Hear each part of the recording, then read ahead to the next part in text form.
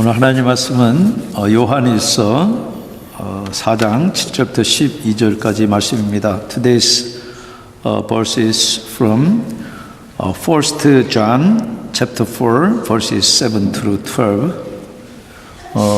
여러분들 서로 크리스마스 인사 어떻게 하세요?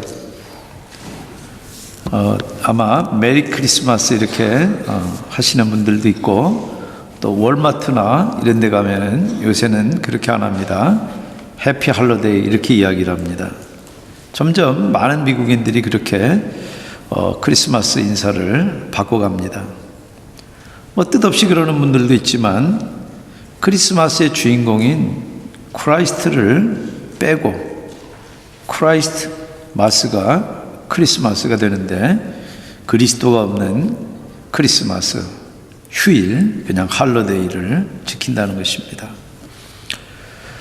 높으신 하나님이 당신의 그 아들을 낳고 천한 이 땅에 보내서 우리와 함께 하도록 하신 사건이, 성경은 그것을 임마누엘, 하나님이 우리와 함께 하심, 우리가 한자로 이야기하면 하나님의 공존입니다. 하나님이 우리를 얼마나 사랑하시는지가 가장 밝히 드러난 날이 하나님의 공존, 바로 크리스마스입니다. 임마누엘, 함께 사는, 하나님과 함께 사는 그런 은혜가 가득하시기 바랍니다. 그리고 바로 그 아들 예수 그리스도를 우리들 가슴에 품는 여러분들 가슴마다 작은 구유들이 다 되시기를 바랍니다. 하나님 말씀 요한일서 4장 7절부터 12절까지 제가 홀수절 짝수절 교독하시겠습니다. 사랑하는 자들아, 우리가 서로 사랑하자. 사랑은 하나님께 속한 것이니 사랑하는 자마다 하나님으로부터 나서 하나님을 알고,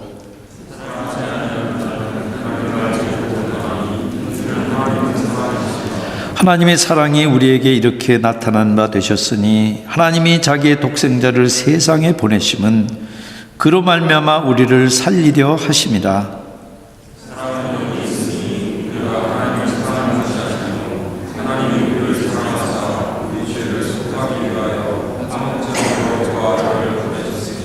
사랑하는 자들아, 하나님이 이같이 우리를 사랑하셨은즉 우리도 서로 사랑하는 것이 마땅하도다.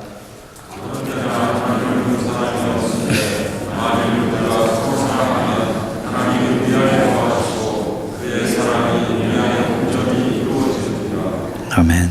기도하시겠습니다. 성령 하나님, 우리들 마음마다 예수 그리스도의 영으로 우리들이 충만케 되기를 원합니다. 하나님의 음성을 친히 듣게 하시고 살아계신 하나님의 그 사랑을 우리 가슴 깊이 가득 채우는 그런 시간 되게 주시옵소서. 예수님의 이름으로 기도합니다. 아멘. 여러분들 평안하세요? 방학이니까 물론 우리 학생들은 평안하실 겁니다. 미국은 지금 연방정부가 닫긴 채 성탄절을 맞습니다. 공휴일이라서 닫는 게 아닙니다. 멕시코 국경에 장벽을 쌓은 돈을 달라고 하는 트럼프 대통령과 국회가 대립해서 정부가 지금 셧다운 되어 있기 때문에 그렇습니다. 미국만 그런 게 아니라 한국으로부터 들려오는 소식도 갈등과 대립의 소식만 들립니다. 공존보다 대립을 조장하는 것은 미국이나 한국뿐만 아니라 남북한도 별로 크게 달라 보이지 않습니다. 세상 정권의 속성이 그렇기 때문에 그렇습니다. 그래서 그런 거 볼 때마다 마음이 평안치 못합니다. 여러분들, 그런 것뿐만 아니라 지난주에도 콜롬비아 워먼스 앤 칠드런스 하스피탈에서 교통사고 당한 엄마가 어린 딸을 남기고 죽었습니다. 그 엄마도 크리스찬이고 남은 딸도 크리스찬입니다.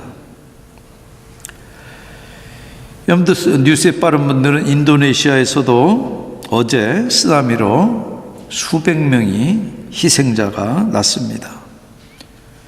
그런데 그런 소식을 들으면서 어떻게 우리가 평안합니까? 그런 일을 들을 때마다 우리가 믿기 힘든 말이 8절에 하나님은 사랑이시다. 하나님이 사랑인데 어떻게 그런 일이 일어납니까? 세상은 온갖 죄악과 고통으로 가득하고 거기서 상처 입고 파괴된 수많은 사람들이 있는데 어떻게 사랑인 하나님이 계실 수 있죠? 오늘도 잔혹한 일이 여기저기서 벌어지는 이 모순된 세상과 전능하고 사랑인 하나님의 속성이 어떻게 두 개가 병합되고 두 개가 공존할 수 있습니까? 우리가 현실을 알수록 하나님의 공존이라고 하는 이 말이 참 공허합니다. 그런 일을 못 막는 분이면 전능하지 못하거나 전능한데도 그런 일이 벌어지도록 둔다 그러면 잔인한 거 아닙니까? 여러분들, 우리가 온 세상을 만들고 지금도 세상이 집행되는 걸 보니까 하나님이 전능하다는 것은 부인하기가 어렵습니다. 그러면 결국 논리적으로 하나님이 혹시 무자비한 분 아닌가? 우리들에 대해서 우리를 만들어 놓기만 했지 시계공이 시계 만들어 놓고 네 혼자 돌아가라고 하고 둔 것처럼 세상을 하나님이 그렇게 그냥 내버려 두고 우리들의 고통에 대해서는 무관심한 게 아닌가? 그런데 요한은 오늘 하나님은 사랑이시다. 지금 순진한 요한이 세상 물정 모르고 그냥 은혜에 빠져가지고 고통과 불행을 지금 무시하고 있는 겁니까? 근데 이 요한 1서는요, 성경 중에서 가장 늦게 기록된 축에 들어가는 성경입니다. 가장 늦은 이 성경이 요한계시록이고 그 전에 기록한 겁니다. 그래서 주후 85년부터 95년 사이에 기록된 것으로 신학자들은 봅니다. 근데 그때는 우리가 로마사를 보면은 초대교회가 핍박당할 대로 당해서 험한 꼴 다 겪은 뒤에요. 믿음을 지키려면 재산도 뺏기고 죽기를 각오해야지만 믿을 수 있을 때예요. 그리고 이 편지를 기록한 요한도 결국 반모섬에 유배당합니다. 그런 일 다 겪는 요한이 어떻게 하나님은 사랑이시다 그렇게 이야기할 수 있습니까? 더군다나 요한은 지금 하나님의 성품 중 하나가 사랑이라고 이야기하지 않아요. 하나님이 사랑 그 자체라고 지금 오늘 이야기를 하고 있어요. 여러분들, 하나님은 성삼위 하나님입니다. 하나님 안에 계신 성부와 성자와 성령 그 삼위 위격은 우리가 한 사람은 단지 한 사람으로밖에 있을 수 없잖아요. 그래서 우리가 알 수가 없어요. 인간은 경험 바깥의 일이기 때문에 신비입니다. 그런데 우리가 알 수 있는 부분이 있는데 그것은 그 삼위 하나님이 역동적으로 서로 완전한 조화 가운데 사랑한다는 사실이에요. 성부 하나님은 성자 예수님을 사랑하고 성자도 성부를 사랑합니다. 그렇게 성부와 성자와 성령이 서로 완벽한 조화 속에서 역동적으로 사랑하고 살아 역사하는 사랑이에요. 그렇기 때문에 만일 그분이 우리를 사랑하지 않는다면은 그것은 그분의 본성, 그분의 성품을 부인하는 이야기가 돼요. 그러면 결국 값없는 은혜, 하나님의 은혜는 값없는 은혜인데 그것을 무슨 대가로 거래하는, 그리고 하나님의 무조건적인 사랑을 조건적인 사랑으로 변질시켜 버립니다.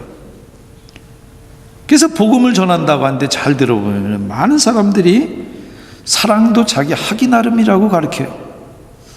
내가 뭔가 하나님에게 사랑받을 만한 조건이 있어야지 하나님도 너 사랑하지, 너 그렇게 가지고 하나님 사랑 어떻게 받을 수 있니? 그렇기 때문에 하나님을 오해하는 겁니다. 여러분들, 하나님은 받을 자격 있는 사람에게 사랑을 하는 것이 아니라 전혀 대가를 지불할 능력도 없고 그럴 의사도 없는 사람을 하나님이 먼저 사랑하신 거예요. 하나님의 본성이 사랑이기 때문에 사랑하신 것이지, 하나님이 사랑했기 때문에 하나님의 본성이 사랑이 된 게 아니에요. 여러분들, 하나님이 모든 사랑의 원천이기 때문에 인간이 사랑하는 것도 사실은 하나님께로부터 옵니다. 그래서 이 땅 가운데 정말 전쟁과 고통이 가득하지만 그 전쟁과 고통 가운데서도 쓰나미나 지진이 일어나가지고 파묻혀버린 그 시신들 가운데 파낸 데 보면은 엄마가 어린 아이를 흙더미 위에 덮고 죽은 채로 발견되는 모습들 종종 보잖아요. 어디서 그런 사랑이 옵니까? 여러분들, 인간이 하나님의 형상대로 창조됐다는 말은 인간에게 사랑의 능력이 있다는 말이에요. 그래서 믿지 않는 분들 가운데서도 숭고한 사랑을 얼마든지 우리들이 발견할 수 있습니다. 비록 죄로 우리 인간성이 황폐해졌지만은 하나님의 형상이 그 폐허 속에 있기 때문에 그 사랑이 지금도 나타나는 거예요. 그러나 요한은 지금 그 사랑을 이야기하는 게 아닙니다. 우리 헬라어 본문에 보면은 사랑이라고 하는 이 단어 앞에 정관사가 붙어 있어요. 그 말은 어떤 사랑이 아니라 그 사랑을 이야기하는 겁니다. 그리고 그 사랑은 바로 하나님의 사랑이에요. 요한은 지금 거듭난 사람에게 가장 확실한 증표로 그 사랑을 꼽고 있어요. 그 사랑이 없으면은 아무리 척해봐야 그 사람 하나님 모르는 사람이에요. 요한은 지금 그 사랑의 증거 두 가지에다 오늘 본문에 초점을 맞추는데, 바로 그 두 가지 증거 속에 하나님의 사랑이 나타나고 전달된다는 겁니다. 첫 번째, 하나님의 사랑은 바로 성탄과 십자가에 나타납니다. 9절 보시면 하나님의 사랑이 우리에게 이렇게 나타난 바 되셨으니 하나님이 자기의 독생자를 세상에 보내심은 그로 말미암아 우리를 살리려 하심이라. 여러분들, 성탄이 들판에 목자가 목이 빠지게 기다리거나 아니면 동방박사가 간절히 기다려서 온 게 아니에요. 인간이 공을 들여서 응답받을 만한 어떤 가상한 노력을 해서 그 결과 하늘이 움직여 가지고 온 게 아니라는 얘기예요. 전적으로 하나님의 은혜예요. 하나님을 사랑하지도 않고 사랑하고 싶어 하지도 않고 사랑할 가능성이라고 하는 눈꼽만큼도 없는 그 인간들을 향해서 사랑을 보여주려고 결심한 분은 바로 인간이 아니라 하나님이세요. 배반할 뿐만 아니라 심지어 2일간은 원수, 반역자, 잃어버린 죄인들로 가득한 그 세상에 당신의 사랑을 보여주기로 결정한 분은 바로 하나님이에요.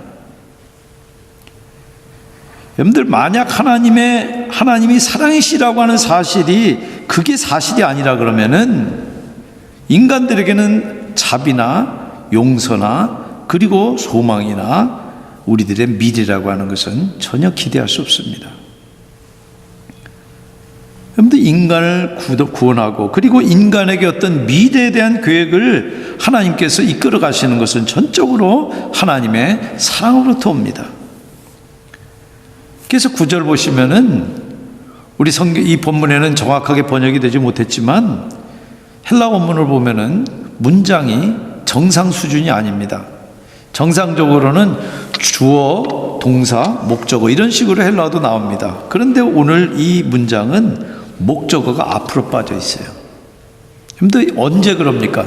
여러분들도 한국말에서 그러잖아요. 목적어 앞에다 뺄 때는 왜 그럽니까? 목적어를 강조하려고.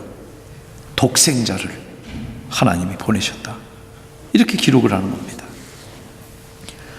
여러분들, 이 독생이라고 하는 이 모노게네스라고 하는 이 형용사가 요한복음 3장 16절에도 나옵니다. 하나님이 세상을 이처럼 사랑하사 독생자를 주셨으니 이는 세상을 멸망하려 한 것이 아니라 저를 믿는 자마다 구원하기 위해서 하나님께서 독생자를 주셨을 때 거기입니다. NIV 성경은 only and one and only 이렇게 정확하게 뜻을 살려서 번역을 합니다. 근데 몰몬들이나 여호와의 증인들은 바로 이 요한복음 3장 16절이나 오늘 이 말씀을 가지고 예수님을 피조물이라고 그렇게 이야기를 합니다. 하나님이 낳았으니까 피조물이라는 거예요. 여러분들 그 뜻이 아니라 여기 모노게네스 히오스, 독생자라고 하는 이야기는 유일하고 독특하다는 얘기입니다. 같은 단어가 히브리서 11장 17절에 나오는데 그때 이삭에게다 쓰고 있어요.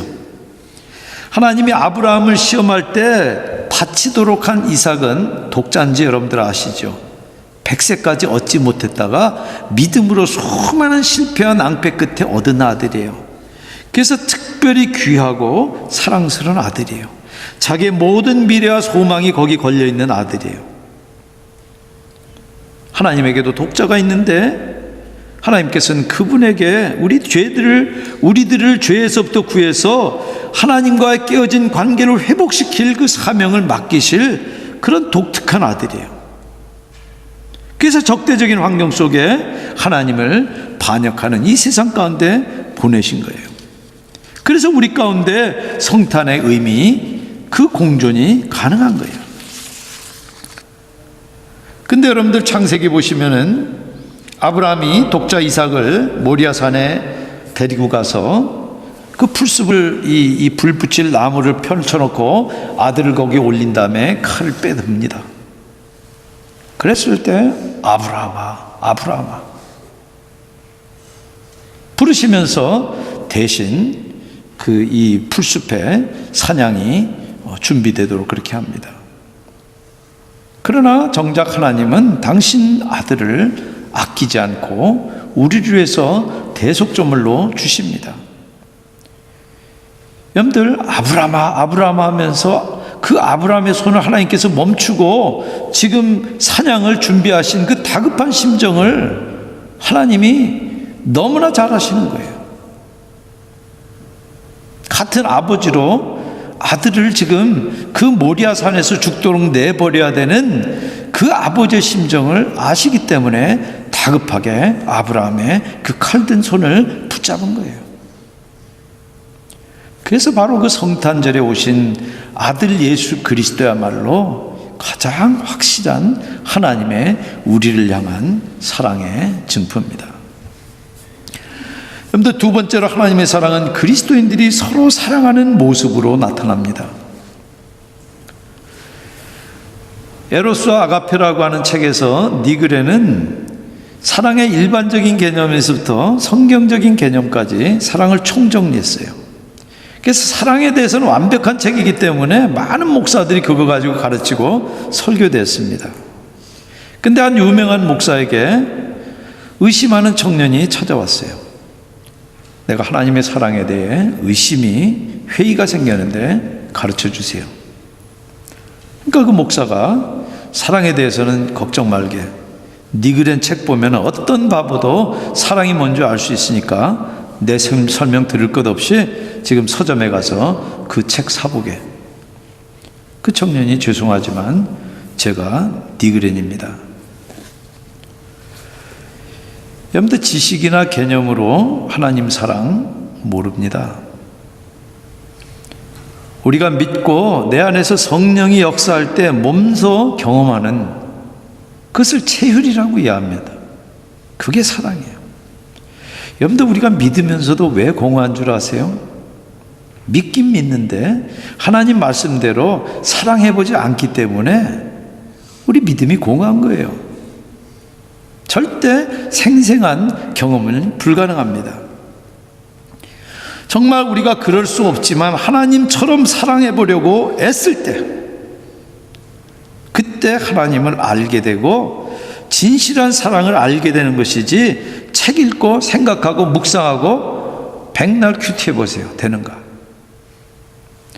요한은 그래서 3번이나 7절, 11절, 12절 서로 사랑하라. 왜? 하나님의 본성이 사랑이니까 서로 사랑하라. 그리고 그리고 네 노력을 해보라는 게 아니에요. 예수 그리스도께서 십자가에서 죽으시고 우리들에게 선물로 성령을 주셔서 예수의 영이 우리 안에 살고 계시기 때문에 너희들이 사랑해보면은 그 일이 가능하게 되는 것을 너희들이 경험하게 될 것이라는 거예요. 지금 여기서 하나님이 살아계시고 일하시니까 사랑하라는 얘기예요. 네 혼자 해보라는 게 아니에요. 여러분들, 요한은 지금 하나님의 속성이 사랑인 사실을 문장 구조를 통해서도 보여주고 있어요. 왜 사랑해야 되는지를 각각 삼위 하나님과 연관을 지어서 지금 오늘 문장이 되어 있어요.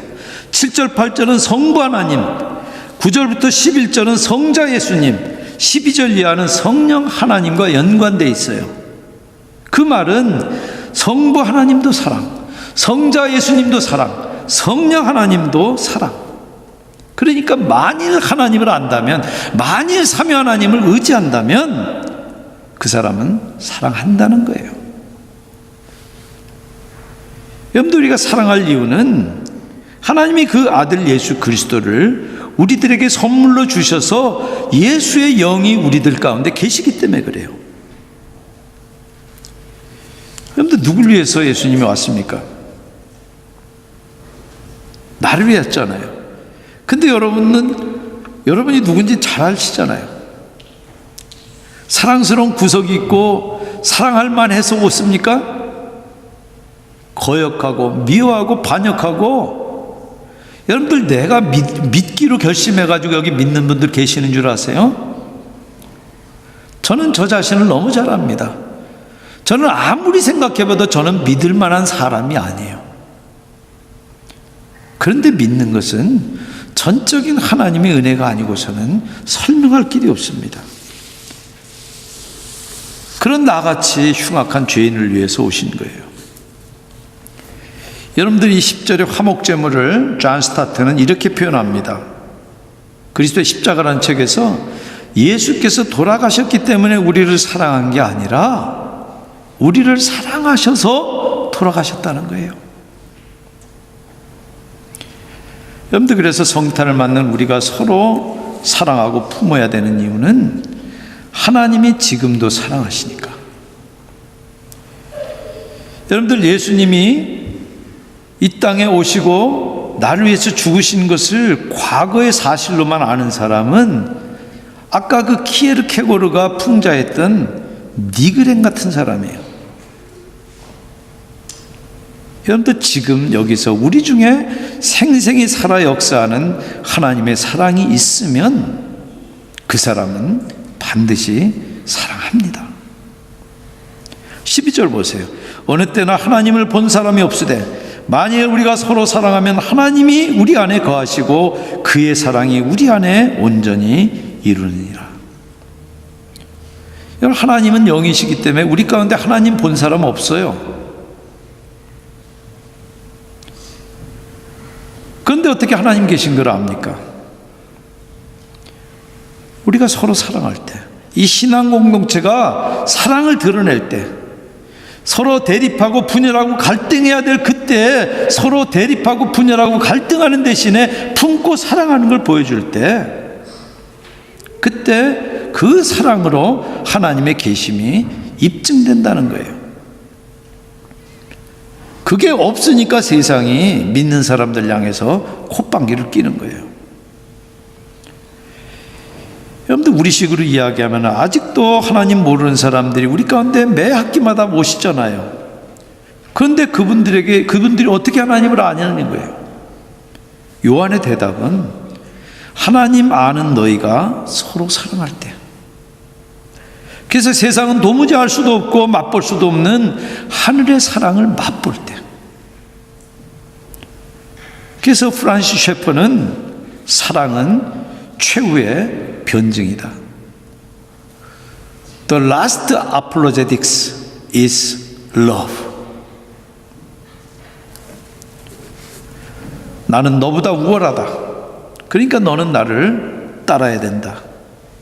바로 그 교만에서 대립이 생깁니다. 그러나 함께 살자. 서로 돕고 의지하며 함께 잘 되자. 바로 그 양보와 겸손에서 공존이 옵니다. 여러분들, 하나님의 양보와 공존, 그리고 이 겸손 때문에 이 땅에 성탄이 있습니다.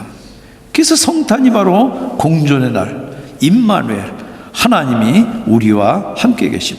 God be with us. 특별히 우리가 아직 죄인 되었을 때, 하나님을 거역할 때 하나님이 독생자를 이 땅에 바로 그 죄인들을 위해서 양보한 날이 크리스마스예요. 그리고 그 아드님도 겸손하게 그 아버지의 뜻을 따른 날이에요. 그래서 그 아들의 이름을 가리켜서 임마누엘, 하나님이 우리와 함께 계심, 하나님의 공존이란 뜻이에요. 그래서 그 예수님이 오시는 것을 알린 천사들도 뭐라고 찬양합니까? 하늘에는 영광, 땅에는 평화. 그 공존의 결과로 이 땅에 임한 평화를 알린 겁니다. 그런데 크리스마스는 우리 어린이들은 선물 받으려고 기다리죠. 선물 저도 받고 싶고 선물 받으면 좋습니다. 그런데 성탄은 우리들에게 선물을 주는 날입니다. 여러분들 선물 주시기 바랍니다. 무슨 선물 주냐면은 사랑의 선물을 주시기 바랍니다.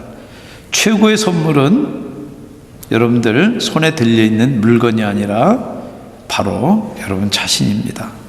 아낌없이 여러분 자신들을 주시기 바랍니다.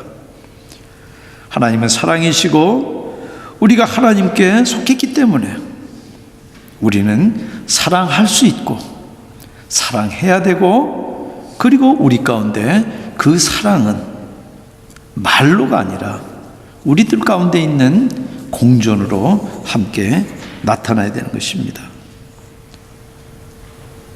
성령 하나님께서 우리들 가운데 지금도 살아 역사하시기 때문에 우리들이 그 임마누엘의 하나님을 우리들 가운데 모시면 모실수록 우리들 가운데 그 공존과 사랑이 가득할 것입니다.